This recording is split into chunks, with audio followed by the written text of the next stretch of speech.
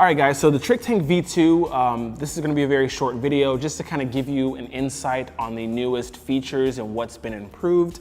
On the top, first glance, you do see that the top Delrin piece is thicker for better heat dissipation. It is still removable.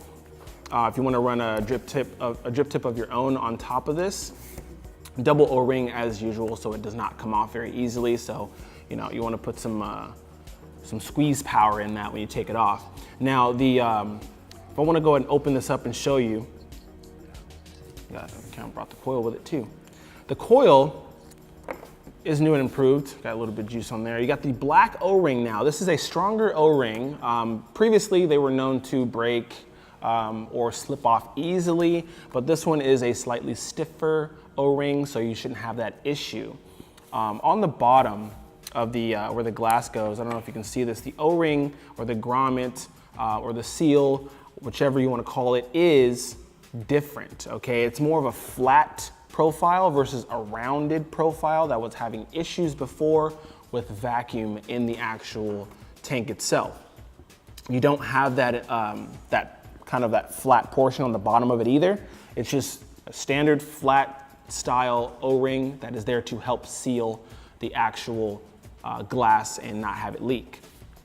Now in here, this is gonna be super, super hard to see. I am so sorry, but there is a cup-shaped piece inside the air chamber, kind of like a juice catch, that is there to help with, I would say, lowering the chance of leaking your juice. If you do have a little extra, it's just gonna sit there. It's not gonna, leak out or anything, but I would still keep that clean just in case, because it does still, even though there's may not be juice in there, there will be moisture at least, and you may think it's leaking, but it's not, okay? So I'm gonna go real quick on how to fill this thing properly, all right?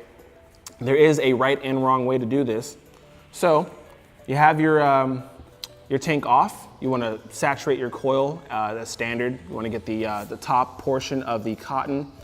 Once that's done, you get down into the cotton as well, because it is shaped like a cylinder. So if you just wet the top of the cotton, the bottom portion of that cylinder cotton is gonna be neglected. So you wanna get a little bit on the inside, in the middle, and then while that's soaking in, I like to hold mine sideways so the juice doesn't travel down and come out of the air holes. Get the outside holes, so those are saturated as well. Once that's done, you're gonna go ahead and put the glass back on. Now there is the VGOD lettering on the coil itself. Now the top of those letters you wanna use as your stopping point. You need that airspace on the top, okay? So fill your juice up, stop where the top of those letters are, get the top cap and thread it on finger tight, okay? Finger tight until you feel the resistance against the top cap on the glass. Once that's done, that air pocket, you're gonna be using it to your advantage. You're gonna flip it and then continue to screw it down and tighten it. The reason behind that is because the tank is extremely pressurized. So the reason why you want to do that is because if you have the feeding holes submerged in the juice and you tighten down that cap, you're going to be pushing juice downward, in which is going to go inward to the coil and flood it. So if we flip it and we screw it down, basically these holes are now in that air pocket. So you don't have any juice to force backwards into the coil and flood it. That's all you gotta do. That is really, really simple. You have to do that every time you fill the tank. So just be sure to remember that. And of course, the priming is only when the coil is brand new.